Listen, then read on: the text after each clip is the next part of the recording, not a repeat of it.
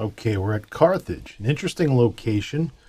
Uh, this is a kind of a lonely outpost with a, big wood yard for pulpwood loading and a small team track for lumber transload. That's about it. There is a long passing track here that heads down, starts here, and works its way down through Holman Summit for passing trains.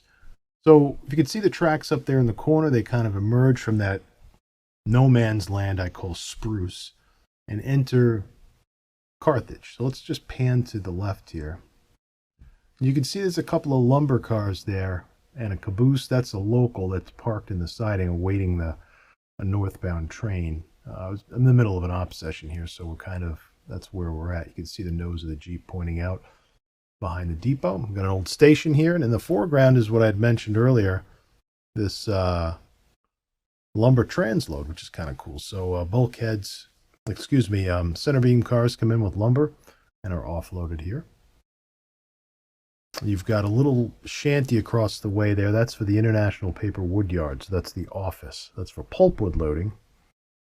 And as I pan to the left, you'll see the trackman's shanty there on the left, and then a cross bucket, and then a road which crosses the double track and kind of disappears.